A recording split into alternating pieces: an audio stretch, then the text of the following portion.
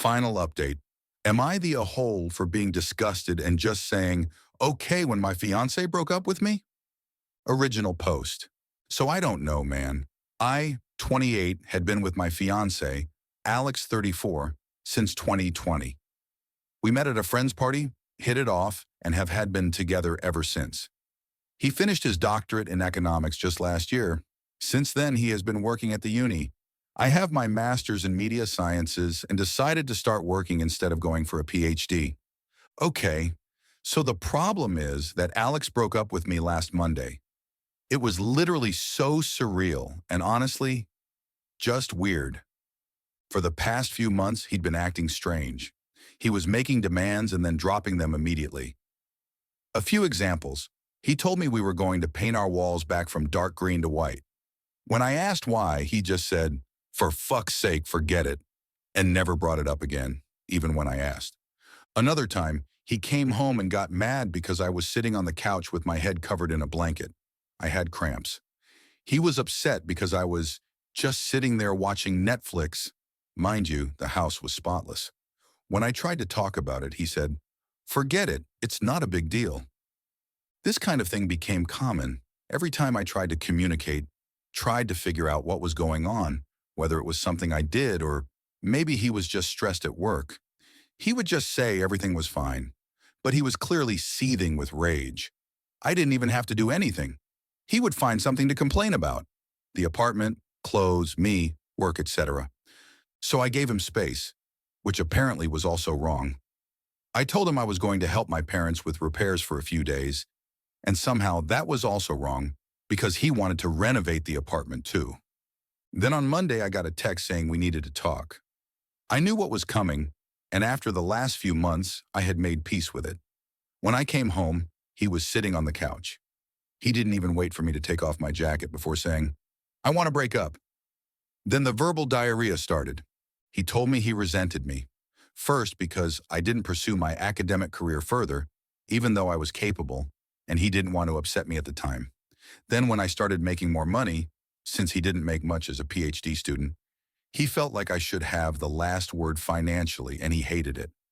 Mind you, I never said anything like, "It's my money, so I have the final say."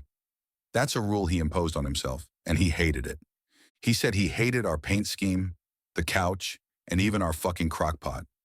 Then he told me he had rejected a better PhD program to stay here because I had already started my job by the time he got the acceptance letters. Only he never told me he had even applied overseas. He said a few months ago he checked in with a friend who's in that program, saw how they were thriving, and decided I ruined his life. He said I had too much control over his life, and that he hated the idea that I could just decide not to pay for things and fuck him over. I honestly don't even know what that means. He also said he hated that all his friends loved me and didn't let him vent about me. Then he said again, "I'm done." I was floored.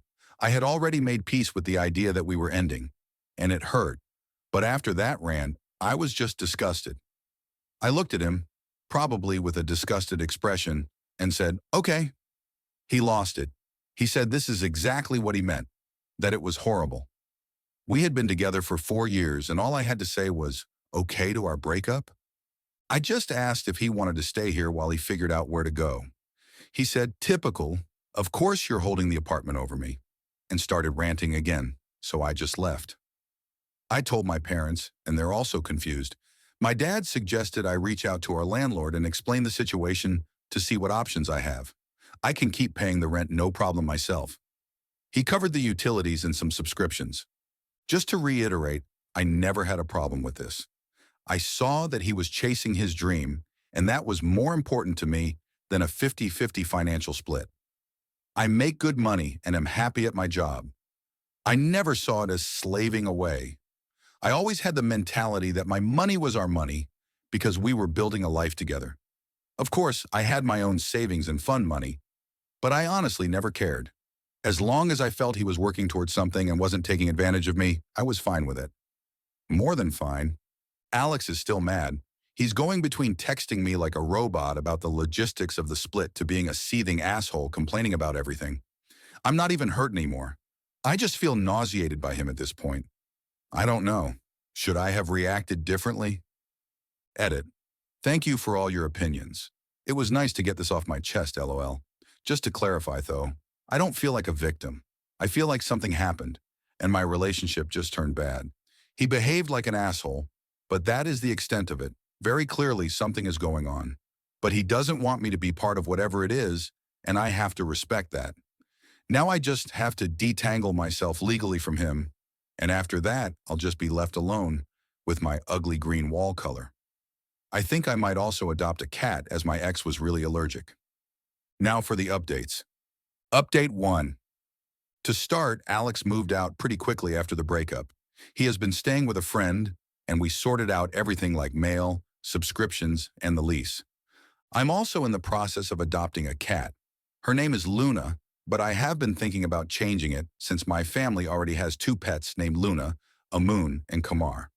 She is still at her foster home for now, but I have visited her a few times, and I already adore her. She is a scrappy little tabby who follows her foster mom around like a shadow, and I can't wait for her to move in during the first week of December. I've already gotten her bowls, toys, and a bed by the window ready. Now on to what happened. Last week I was out showing someone around the city. He is the son of my parents' friends who recently moved here for work. My parents asked me to help him get familiar with the area, so I agreed. It was nothing special, just walking around, grabbing coffee, and pointing out useful spots in the city. Apparently Alex saw us. I didn't even realize he was there. But later that night, I started getting texts from an unknown number. I guess he got a new number since I blocked his old one. The texts were just weird. He accused me of flaunting my new relationship in public, said I must have been seeing this guy before we broke up, and told me that everything he suspected about me was true. I didn't respond. I wasn't going to entertain his paranoia. The messages kept coming, though. They went from angry to desperate, with him saying things like, "At least admit you were lying to me," and "Was anything about us even real?" It was exhausting and honestly a little scary to see how quickly he spiraled. For the record, this guy isn't my boyfriend.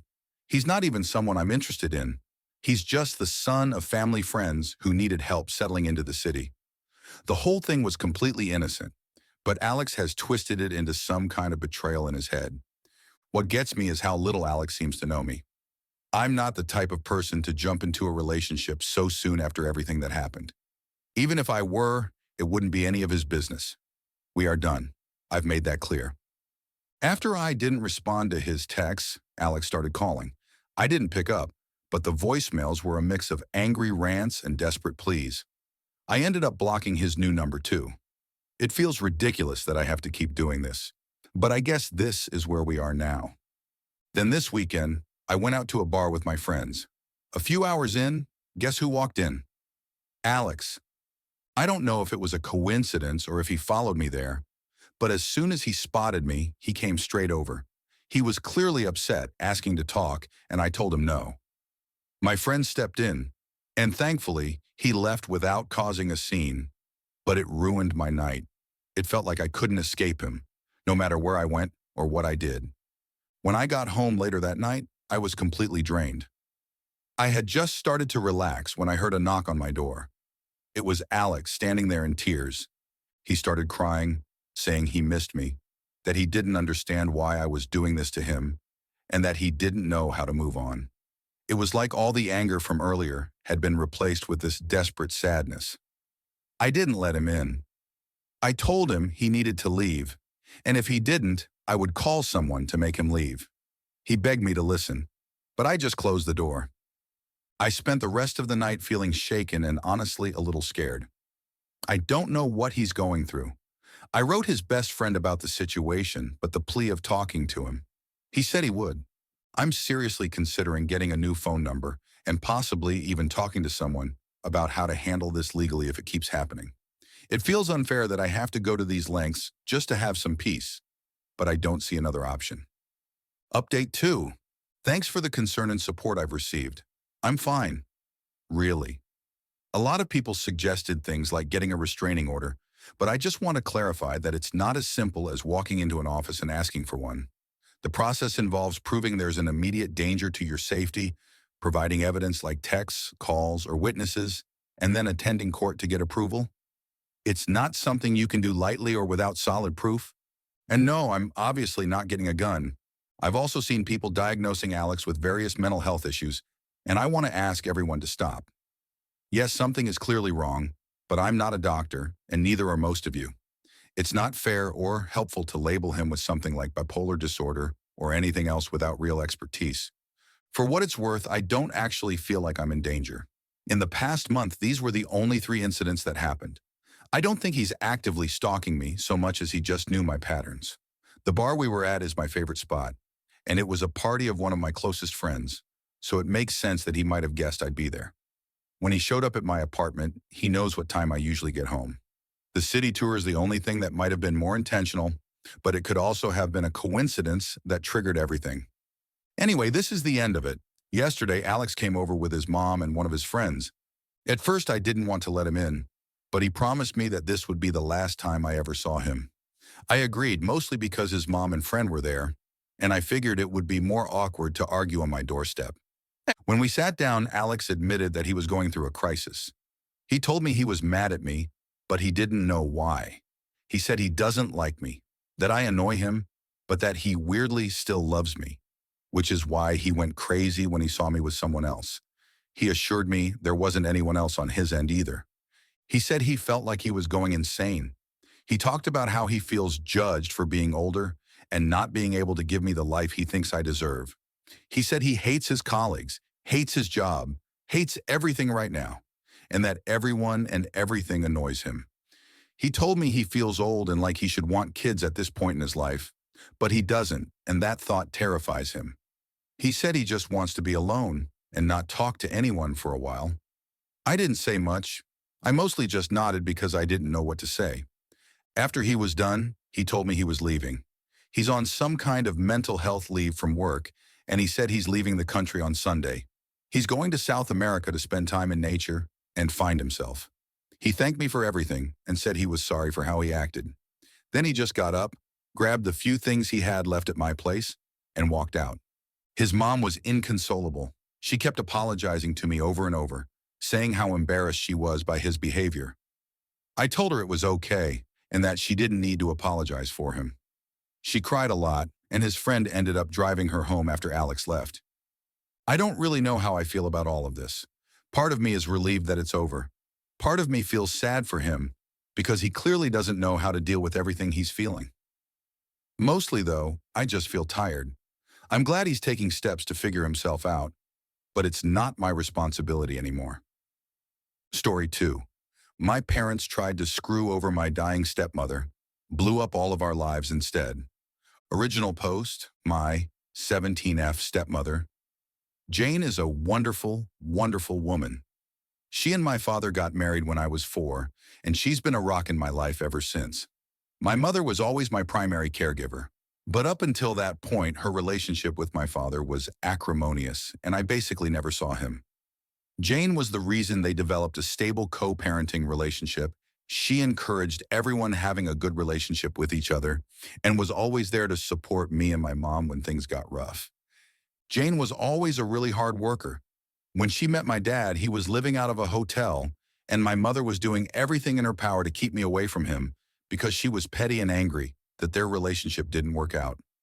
Meanwhile, Jane had a great job, a nice house, helped my dad get back on his feet, negotiated a visitation schedule with my mom, who hated her for a long time, and made sure my dad sent us money every week because neither one of them could afford an attorney to negotiate child support payments. Jane had no reason to do any of these things, but as I got older, she made it clear that she loved me as much as she loved my half-brothers, who were born a few years later. I even have my own room in her house because at the time we lived with my grandparents. Various boyfriends of my mom and Jane felt that I needed a more stable environment than that. She's like the opposite of the evil stepmom. When I was 15, Jane won a big lawsuit against an airline company and got awarded upwards of $1 million. She used the money to build sizable trust funds for me and my brothers so that we would be taken care of later in life. Despite having a lot more money, she still wanted to live a fairly modest life. So she paid off the house she has and has been living there ever since with my dad. Sure, she bought a new car, and they went on a few nice vacations, but she didn't blow all her money on the stupid things, which I respected. About a year ago, things started getting really weird. Whenever I saw Jane, she seemed to look sicker and sicker, but no one would tell me or my brothers why, even though I know they knew. All we knew is that she was at the hospital a lot. Around the same time, my mom has been coming around my dad a lot more and acting really strange, basically like she was trying to romance him. Whenever Jane was in the hospital, my mother would insist on spending the night at their house and playing mom to my brothers, which was so weird to me because she never liked them or Jane. She'd be the perfect little housewife, and my mom is not like that at all. It was super fake. Worst of all, my dad started falling for it. I'm not stupid. I'm pretty sure they were sleeping together. I tried to shield my brothers from it, but they're not dumb either. I tried talking to my dad too, but he insisted it wasn't like that. Then a few weeks ago, my mom started talking about all the places she'd like to visit, how she wanted a new car, and was looking to invest. Which is weird because my mom has been a bartender her whole life and has lived paycheck to paycheck since before I was born. She was acting like she was about to get a lot of money, which started to make me really suspicious. Between Jane being sick and my mom acting all nouveau riche, I had a lot of questions. Finally, I decided to visit Jane in the hospital and ask her about my trust fund.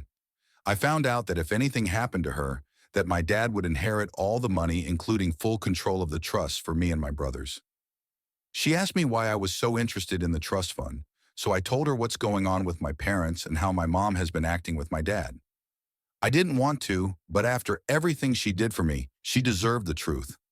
It really hurt me to break her heart like that, especially once I found out that she was basically in hospice at this point because of irreversible kidney failure. She's only got a few more months. We both cried so much. Then 2 days ago, everything came to a head. My mom stormed in furious and started arguing with my dad. Apparently, Jane met with her lawyer and changed the trust so that my dad would get nothing and all of the trust would be controlled by my step-aunt. She demanded to know how Jane found out about their relationship, and I came out and told them that I told Jane everything. I told them that if they wanted to play stupid games, they would win stupid prizes, and that I wasn't going to let them screw Jane over after all the help she gave my family when she didn't have to. My mom slapped me, and my dad just looked so defeated. Then my mom told my dad that she didn't really love him, that she was just pretending to so he would marry her and she could get all of the money. The worst part about it is that my brothers witnessed the whole thing, and now on top of their mom dying, they have to deal with a cheating dad and his vindictive ex. Our whole family is in ruins, and I feel like it's my fault even though I know it's not. Yesterday I visited Jane again and told her about the fallout. She apologized and said that she had to dissolve my trust fund to make sure my mother didn't get a hold of the money, but that as her oldest, I will inherit the house property after she is gone, and that's worth more than the other two trust funds combined. My father won't get anything because she's going to divorce him before she dies, and honestly, I'm happy for her. She made me promise to take care of my brothers and told me that once I turn 18 this summer, I can kick my dad out of the house if I want to. And I fully plan to do that. BTW. I haven't talked to my dad since, and I can't even look at my mom. I can't believe they would conspire to do this to Jane after all this time. Just proof that they deserve each other, and I'm embarrassed that they're my parents. Once I turn 18, I'm going to cut my dad out as much as I can and cut my mom out completely. I hope she rots. Meanwhile, I'm going to try and be at the hospital as much as I can until Jane passes away. Anyways, I just needed to vent. I'm really messed up about the whole thing, and I feel super betrayed, although I can't even begin to imagine how Jane feels. I'm going to be so effed up when she dies. I can't even think about that right now, but at least she's not surrounded by people who just want to bring her down. Thanks for reading. Edit. Some people are asking a lot of the same stuff, so I'll just clarify here. My brothers. My plan is to use some of the estate money fight for guardianship for my twin brothers so that they can live in the house while I kick my dad out. If I can't get guardianship, then I will have to let my dad stay in the house. However, once I turn 18, I will technically be an adult. So even if my dad leaves, I'm still legally able to be responsible for them. The only thing I won't be able to do is stop him from taking them if he leaves. But they will be 18 in 6 years, so even if they do have to leave, they will always be able to come back whenever they want. In a perfect world, my dad would just leave and let my brother stay with me. which I'm sure my bio mom would be very supportive of because right now she hates all of us, and I doubt that will change anytime soon. The trust, from what I understand, my brothers will inherit 1 to 3 each of the estate, and the remaining 1 to 3 will be used to keep the house running until they turn 18. After that, it will be up to me if I want to keep the house or sell it. At that point, my brothers will still have money left in the trust so they can branch out or do whatever they want. Otherwise, I will not sell the house and just pass it on to them or keep it and maintain it myself, and they can just stay with me as long as they need to. Edit to the edit. So I just spoke to Jane, and she told me that the reason she dissolved the trust is because originally it was going to be split 3x between us kids, and my dad would inherit the house. She dissolved my third and switched it over to make it to take care of the house maintenance, and instead put the house in my name so my dad wouldn't get it. Plus, by doing that, at least financially, I would be getting a much bigger share. The house is worth about 1.6 the amount of my brother's trust. I just wouldn't be able to do anything with it until my brothers are 18, which I'm totally cool with. Sorry if I don't have a better answer, but I'm just trying to translate what she told me. My parents. The big fight happened on Sunday, and I haven't spoken to either of my parents since. I think they're both at my mom's place right now. But that's fine with us because we're all still mad at them so they can stay gone for all we care. I know technically that's not legal to just leave us alone, but I've been taking care of my brothers for over a year. I can handle a few days while he gets his shit together. Screw both of them. Hope that clears some stuff up. Now for the updates. Update 1. Hi guys, it's me again. A lot of you asked me for an update on my situation with Jane and my family, so I've come back with a few things that have happened since I initially posted. I will try to organize this in a way that addresses the major points of last time. Jane is still alive and doing surprisingly well considering the circumstances. She's always been a fighter, and although her disease has been progressing, she's keeping a positive attitude with everything that is going on. She says she's grateful that she was able to see everyone's true colors before she passed, so she could go into the next life knowing the truth. We have become so unbelievably close in the past few months, and it's getting harder and harder to know that she's getting close to the end. She doesn't ever talk about it though, and I know it's because she doesn't want to hurt me, but we both know the situation, so we're just making the best of our time. I'm also not being completely transparent about all of the drama at home, but TBH, I don't think she needs to hear all of that. We did end up having that surprise celebration of life that I planned. A lot more people showed up than I thought, but they all got an Airbnb near the hospital where Jane is, and we were able to take her out and spend some time at the lake near the facility. It was super low-key, which I know Jane preferred, and I was even able to get her old college friend to come after I found him on LinkedIn LOL. We had food and there was music and we played games, and it was overall a really great time, except Jane started crying at the end, but she promised me it was just because she was grateful.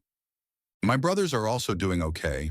My aunt, Jane's sister, is currently paying for them to go to therapy, and they've become a lot more open about talking about the situation. They just turned 13, but a lot of the time it feels like I'm talking to actual adults, LOL. They've become really independent lately, in a good way, and aside from me driving them places, I don't really have to do much for them anymore. Their grades aren't super great, but they're not failing, and considering the circumstances, it could be a lot worse. They still hang out with friends, and I'm keeping an eye out for like depression symptoms and stuff. The situation with my mom is as funny as it is embarrassing, TBH. She spent a few weeks ignoring us, and then she tried to crawl back into my life, basically begging me to let her move in because her lease is about to expire, and she has nowhere here to go. That convo went about as well as you'd think, and she ended up calling me an ungrateful bee. And that I couldn't just ignore her because she's my mom. I told her to get out of the house before I call the cops and to go back to my dad, who at that point was only coming home every few days to check on us and grab some clothes. After that, she tried coming by a few times, and when I wouldn't open the door, she would lose her mind and start yelling through the neighborhood. After 3 instances of this, I finally called the cops, but because I'm 17, they told me there's a possibility that I would have to go home with her, since technically I'm a minor and need to be with the custodial parent. I told them no way because I was the only one watching my brother's ADM. That led to a whole thing where, after a few hours, my dad basically showed up, and I was allowed to stay there because there was finally an adult present, and I'd basically lived there for over a year.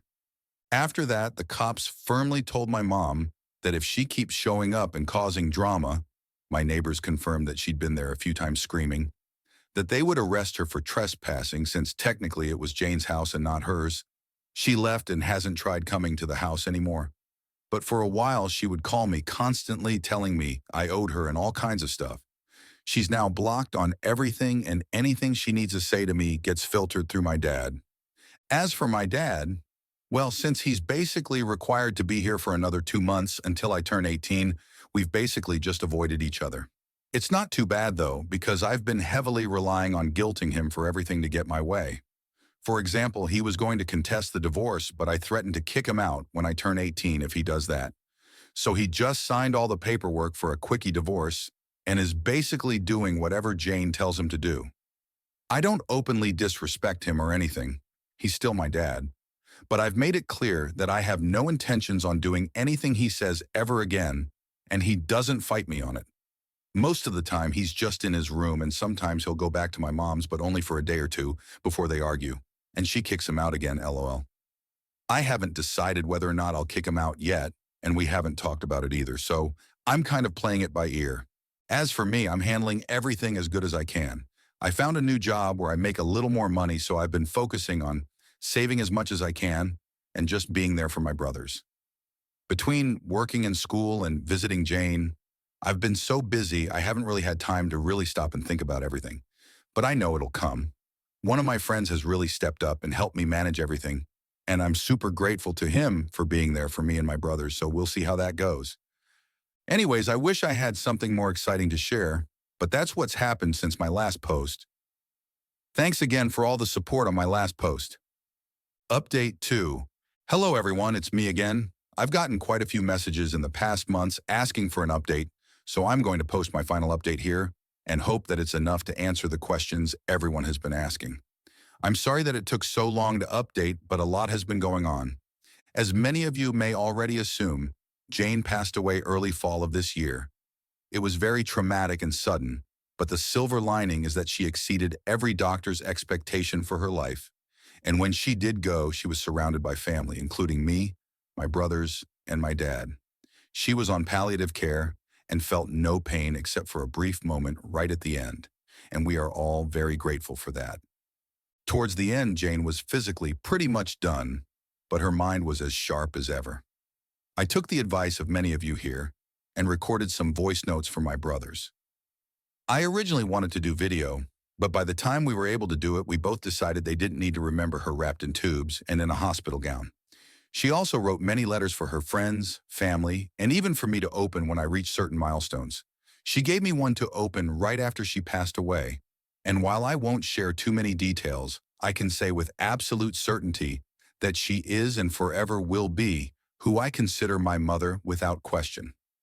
It was very, very emotional for everyone, and although it has been a few months, I am still very heartbroken about her no longer being with us. She was a kind, gentle woman, and in my heart, she is who I aspire to be.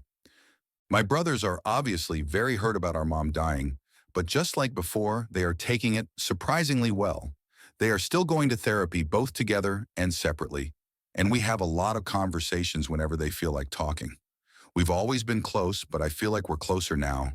Even though I work, we hang out as often as we can, and I'm doing everything I can to be the support that they need. They don't know it, but I definitely need them as much as they need me because they're the only ones I can really talk to about anything.